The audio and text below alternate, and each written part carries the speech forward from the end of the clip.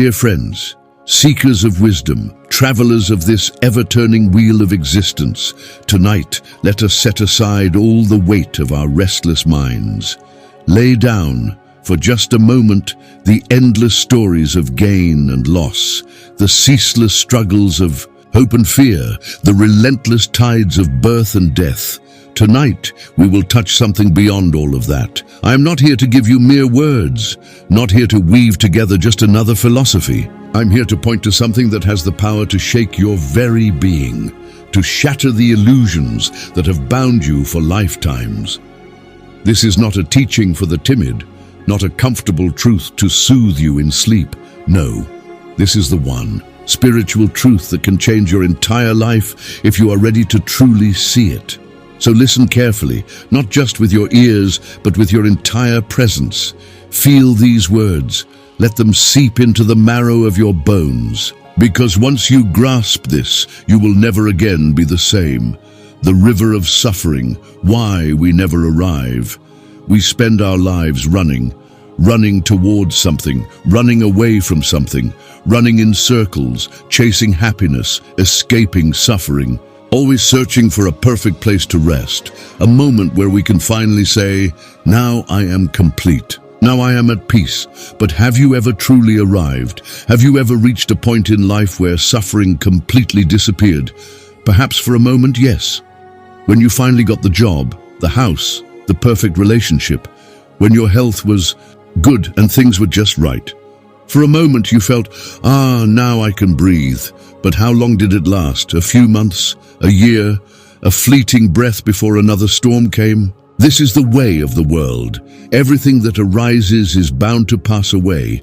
This is not a belief. This is not my philosophy. This is simply how things are. And yet, we do not learn. We keep running after new desires, new identities, new escapes, always thinking, maybe this time it will last. But it never does. And so we suffer again and again. So I ask you, where will you run when you finally realize that every road leads to impermanence? The unseen truth. There is no one to suffer now. Listen closely, because this is where we enter. The heart of the matter. Who is it that suffers? When fear arises, who is afraid? When sadness floods the mind, who is sad? When anger burns within, who is the one that is angry? We assume, of course, that it is I, that there is some real self at the center of all this experience, some solid, lasting me that suffers, that desires, that fears, that hopes. But have you ever truly found this me? Look closely. Right. Now as you listen, try to locate the self. Not a memory, not an idea, not a role you play. Find the actual experiencer, the real you behind all of it. Can you? You may feel your body, but is the body you? If your hand were cut off, would you be less of yourself? If your memories faded, would you disappear? If your emotions changed from joy, why we suffer? The great misunderstanding. The Buddha did not teach suffering because he wanted to burden us. He did not point out impermanence to make us afraid. No, he was showing us the door to absolute freedom. Imagine you were trapped in a burning house, but you didn't know it. You sat there arranging the furniture, decorating the walls, planning for the future, completely unaware that flames were already consuming the foundation beneath you. Now, if a wise friend rushed in and shouted, "Get out! The house is burning!" would you be angry? Would you say, "Why are you ruining my peace?" Or would you be grateful? The Buddha is that wise friend. He is telling us everything you cling to is burning. Your body, your possessions, your relationships, your very identity, everything is in flames.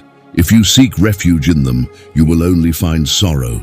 But there is a way out, not by running to another house that will also burn. Not by decorating the prison cell of selfhood with better pleasures.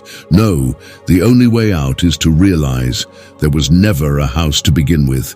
The self you think you are, the story you hold on to so tightly, it is nothing but flickering shadows on the wall, and once you see through it, you are free, not someday, not after years of practice, not after death, right now, right here. if you are willing to look, the end of seeking, what remains when you let go. So, my friends, I will ask you, again, where will you run when you see that every road leads to impermanence? If you truly understand, you will laugh, because you will see there is nowhere to run, and that is the greatest liberation. There is no self to protect, no identity to defend, no past to hold on to, no future to grasp, just this moment, appearing and vanishing like a wave upon the ocean. And when all grasping stops, when all seeking ceases, what remains? Not nothing, not a void, but a presence so vast, so luminous, that it cannot be spoken. Call it awareness, call it Buddha nature, call it truth. It is what you have always been searching for, but you cannot find it because it is not something to be attained. It is simply what remains when there is nothing left to lose. So stop running, stop grasping, be still and see. See what has always been here, behind the noise, behind the illusions, behind the I that was never truly there. And when you see it, you will know you have always been free, you have always been home. The journey was never about going anywhere. It was only about waking up. And now, my friend, you are awake.